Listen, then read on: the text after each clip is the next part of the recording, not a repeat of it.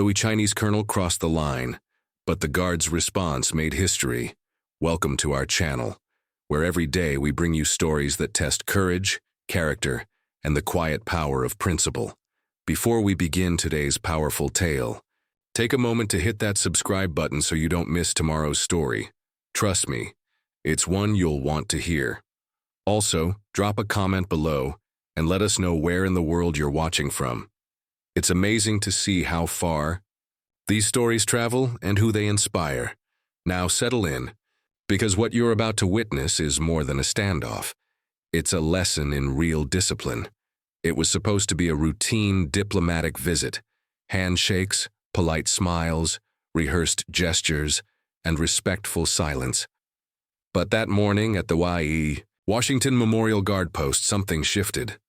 The fog still clung to the stone walls like a veil, and tourists huddled behind velvet ropes, their hands gripping phones as if preparing to capture history. No one expected what would happen next. Colonel Daniel Wu, a 54-year-old career officer from the People's Liberation Army, emerged from a sleek black convoy with all the confidence of a man used to commanding attention. His posture was razor straight, his eyes hidden behind aviator sunglasses despite the overcast sky. Every ribbon on his uniform was perfectly aligned, honors earned from tense operations along the Tibetan border and from brokering peace during skirmishes with Indian forces. In the highlands, he was sharp, composed, and very aware of the image he projected. To him, this was just another engagement on foreign soil, a chance to observe, assert presence, and quietly measure the strength of an ally. Waiting to receive him was Captain Elijah Turner, 47, a seasoned military liaison from the Pentagon. Turner descended from a long line of Army officers and had spent over 2 decades smoothing over international tensions with calm words and practiced diplomacy.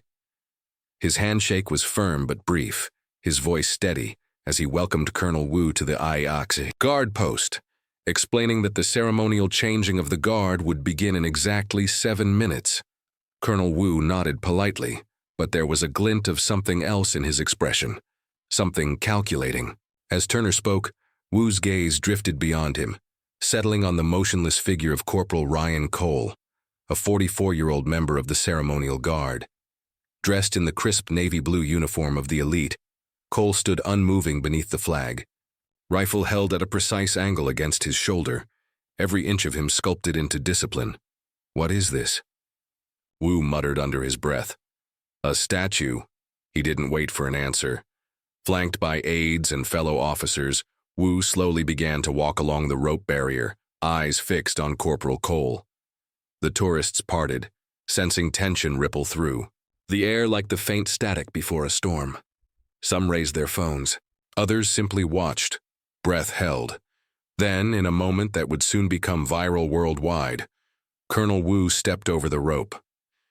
Captain Turner's expression barely flickered, but inside he knew they were crossing into dangerous territory. A foreign military officer had just breached a ceremonial line during an official event. Still, he said nothing yet. The protocol required patience, reason, but Wu wasn't done. He took 2 firm steps forward, now standing just feet away from Corporal Cole. With his chin lifted, voice sharp and commanding, he issued a single sentence that sliced through the quiet air like a blade. "Salute me, soldier." For a moment everything froze. The guardsman didn't blink. He didn't flinch. He didn't speak. He simply stood, steady, still, and absolutely silent. Tourists whispered. The sound of camera. Shudders filled the air. Captain Turner took a careful step forward, preparing to intervene. But Wu was already pushing the moment further. His voice rose louder now, echoing across the plaza. "I am a senior officer of an allied nation. This man dishonors military protocol by refusing to acknowledge my rank." Still, Corporal Cole did not move. What began as a diplomatic formality had suddenly turned into something far more dangerous, a test of principle, pride, and pressure. And what happened next would be remembered long after the fog had cleared. Corporal Ryan Cole didn't blink. The air around him grew thick, not just from the humid fog that clung to the Washington Memorial Guard Post, but from the sheer pressure pressing in on all sides. Dozens of eyes were locked on him. The cameras of tourists, embassy staff, and even Colonel Wu's own entourage captured every second. But Cole remained frozen, not out of fear or confusion, but out of unshakable purpose. He had stood still in far worse moments than this, beneath that perfectly tailored ceremonial uniform. Under the polished buttons and white gloves was the grit of a soldier forged in war. Cole had served through 2 deployments in Afghanistan, where standing your ground wasn't a matter of pageantry, it was a matter of survival.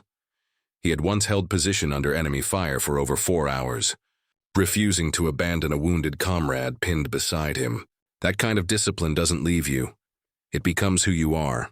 So when a foreign officer barked a command that went against U.S. ceremonial protocol, Ryan didn't hesitate. He didn't need to. Colonel Wu's face was flushed now, not from anger alone, but from disbelief. He stepped even closer, the heels of his dress shoes clicking against the stone beneath him. His voice dropped low, but it carried with sharp intensity. "I am ordering you, soldier," he hissed. "Look at me. Show some respect." Cole didn't move, not a twitch, not a flicker. Captain Elijah Turner's voice rang out, cutting through the silence with calm authority. "Colonel Wu, I must remind you that during ceremonial duty, our guards follow strict protocol. They do not respond to outside orders. That's not a sign of disrespect, it's a sign of honor." But Wu wasn't. Hearing it, to ignore a superior officer is not honor, it's disgrace, he snapped, his words sharp and deliberate. "Where I come from, a soldier who disobeys his commanding officer is removed from duty. And here," Turner replied evenly, "a soldier who abandons his post without orders is doing exactly that."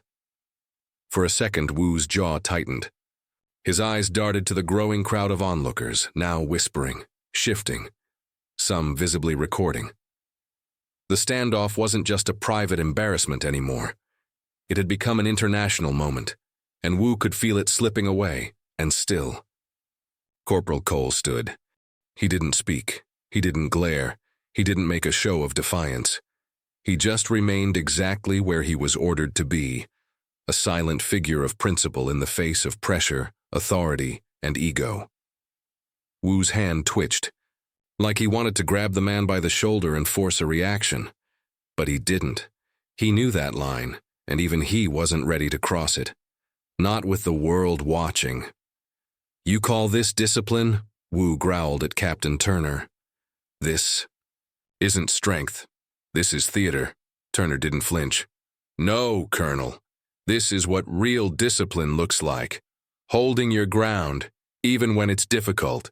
Even when someone with stars on their collar is yelling in your face." A murmur of agreement rippled through the American spectators. Someone clapped, just once. It was enough to shift the tone. Wu stepped back, stiffly adjusting his uniform, trying to reclaim whatever dignity he had left. "Unbelievable," he muttered under his breath, before turning sharply to return to his motorcade. And behind him, still as stone, Corporal Ryan Cole stood. Untouched, unmoved, and unbroken. What Colonel Wu failed to understand that day was simple. Respect isn't demanded, it's earned. And sometimes the strongest response isn't raising your voice or asserting rank. Sometimes it's standing still and letting your silence speak louder than any order ever could. Colonel Daniel Wu sat stiffly in the back of his black government vehicle as it pulled away from the guard post. His jaw was clenched, his eyes still fixed forward behind those dark aviator glasses. To the world outside, he looked calm, controlled, but inside a storm was brewing. He had been denied a salute, in public, on camera, by a soldier of an allied nation. And worse, that refusal had been backed up, reinforced, even applauded by the hosting officer. In Wu's eyes, it wasn't just about protocol anymore. It was about pride. To him, military order was sacred. In his 30 years of service, he'd seen careers ended over far smaller gestures of disobedience. Rank, after all, was everything. It was the backbone of order, the foundation of power. And yet here, on American soil, a lower-ranking guard had defied that structure in full view of diplomats, tourists, and cameras, except Had he really? Wu's aide cleared his throat gently from the front seat. Sir, the embassy has been contacted. There's already chatter online. The press may ask for a statement. Wu didn't respond. Should we file a formal complaint? Still, nothing. Then quietly Wu said, No, we won't give them the satisfaction. To Wu, lodging a complaint would only cement the event as a humiliation. But deep down, something else gnawed at him. Doubt. A flicker of realization that what he'd just witnessed wasn't weakness. It was something far harder to define and harder to dismiss. Back at the guard post, Captain Elijah Turner remained behind to manage the fallout. A few diplomatic staff still lingered, whispering in small groups. Turner kept his tone steady, his body language calm, but every word was measured. He knew exactly how fragile peace between prideful institutions could be. Reporters would call it a cultural misunderstanding. But Turner understood better. This was a clash of philosophies, not just between two militaries, but between two visions of what discipline meant. In Colonel Wu's world, strength came from hierarchy, from clear orders and instant obedience. A salute wasn't a gesture, it was compliance, respect, and refusing it was insubordination, plain and simple. But in Turner's world, in Corporal Ryan Cole's world, discipline wasn't about reacting to rank.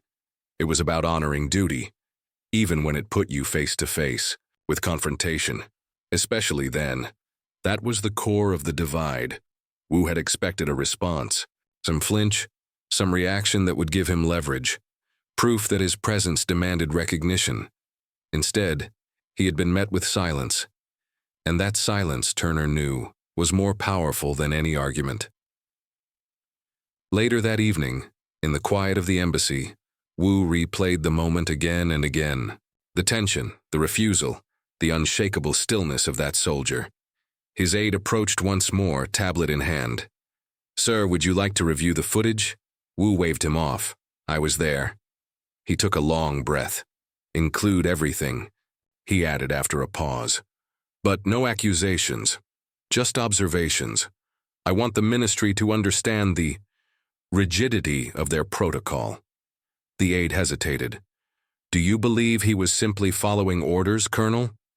Wu was silent for a long time before answering. I believe he was standing for something, I just don't fully understand what. Back at the barracks, Corporal Cole sat quietly, still in uniform, polishing the scuffed tip of his ceremonial boots. The room buzzed with talk. Some guards chuckled at Wu's outburst, others asked questions, but Cole said little. When one young soldier asked, Why didn't you say anything, man? Cole looked up and replied calmly, Because my job wasn't to answer him. My job was to stand my post, and that was the difference. One man demanded respect through rank. The other earned it by doing nothing at all, except exactly what he was meant to do. By the time the sun set over Washington that night, the world had already seen the footage. Clips of Colonel Daniel Wu confronting Corporal Ryan Cole had flooded social media. The moment he barked, Salute me, soldier, and Cole's unflinching silence in response, was now playing on phones, televisions, and news feeds across continents. No caption was needed. The image spoke for itself. Some viewers saw arrogance, others saw strength. But most saw something deeper, a test of restraint under pressure, and a man who stood his ground without raising his voice, without lifting a finger. Just standing still. The hashtag unmoved began trending by midnight. Then came real discipline. By morning, millions had watched it. Military veterans from across the globe began chiming in, on Twitter, Instagram, Reddit, sharing their own stories, their own battles, and the ceremonial moments that reminded them why discipline matters when everything else is spinning out of control.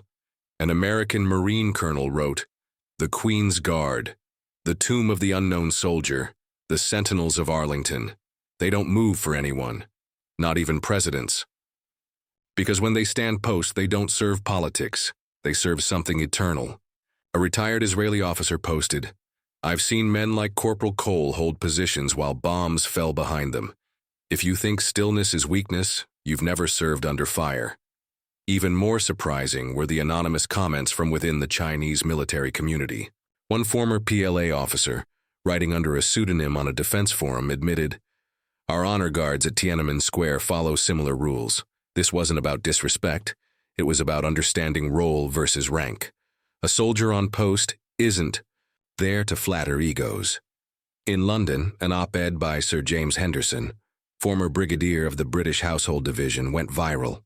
He wrote, "Colonel Wu mistook silence for defiance, but he failed to recognize that ceremonial duty is the distilled essence of military discipline.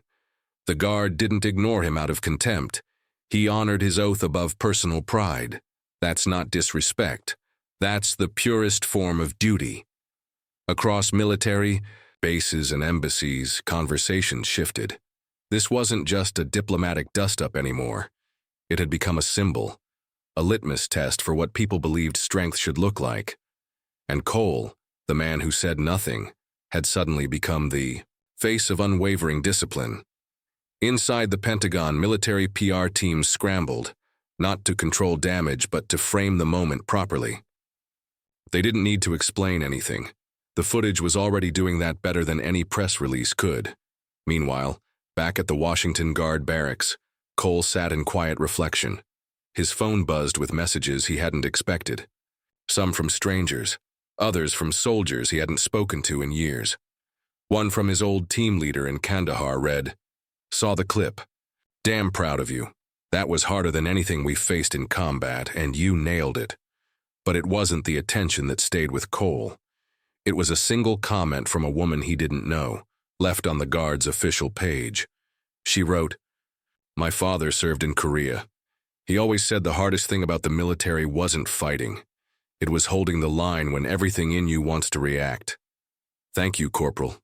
You reminded the world why that still matters." He read it twice, then closed the screen. Outside, the flag still waved in the night breeze. Tourists would return tomorrow. Diplomats would continue their scheduled visits. But something had changed, not in the protocol, but in how people saw it. They no longer saw the Guard as a statue. They saw a soldier, a man with enough strength to stand still, while the world tried to shake him. And sometimes that's the kind of strength that echoes far beyond the parade ground. The recognition didn't come with flashing lights or media headlines. There were no cameras, no journalists, no viral hashtags. When Corporal Ryan Cole stepped into the quiet assembly room at the Washington Guard barracks that Friday afternoon, the atmosphere was calm, almost ordinary, until you noticed the way the room fell silent as he entered. Every soldier in that room knew what he had done, and more importantly, what he hadn't done. Standing at the front was Captain Elijah Turner, holding a small velvet box in one hand and a sheet of official commendation in the other. No speechwriters, no political stagecraft, just one soldier acknowledging another. "Corporal Cole," Turner began, his voice firm but warm, "for upholding the highest standards of ceremonial discipline under unprecedented diplomatic pressure, and for embodying the principles of restraint, loyalty, and duty, it is my honor to present you this commendation on behalf of the United States Armed Forces." There was no applause, only a collective silence, the kind that hangs heavier than noise. Cole stepped forward, accepted the box with a nod, and offered a simple, "Thank you, sir." He didn't smile. He didn't pose. He just stood there, just like he had a few days earlier, quiet, centered, immovable. After the small ceremony, Turner pulled him aside and spoke in a low voice. "Just so you know, the Chinese ambassador's office called. A few of their attachés asked for briefings on American Guard protocols for future visits." Cole raised an eyebrow, amused. "So we made the training manual?" Turner smirked. "Something like that." Back in the locker room, the atmosphere was different now. Younger guards asked him questions, not out of curiosity, but out of admiration. They wanted to know how he stayed so calm, how he didn't crack under pressure, how he made a colonel back down without saying a single word. Cole didn't give them a lecture. He didn't talk about Afghanistan or training drills or speeches from boot camp. He just said, "You don't stand still for the person in front of you. You stand still for the values behind you, that's the difference. Later that night, in his quiet apartment across the river in Arlington, Cole sat on the worn-down couch, a mug of black coffee in his hand. The commendation sat on the table beside him, unopened. Instead, his eyes were on his phone, scrolling through messages from complete strangers. "Thank you for showing my son what honor looks like." My daughter watched the clip and asked, "Why didn't he move?" I told her because he didn't need to. I served 20 years, haven't worn the uniform in a decade, but watching you brought it all back. You reminded me why we swore. That oath. He read each one carefully, slowly. Because these weren't compliments, they were confirmations. Proof that in a world obsessed with reaction and noise, stillness still meant something. And then came one final message. It was from his old sergeant major. Simple, direct, no fluff. "What you did took more strength than 1,000 salutes. Proud."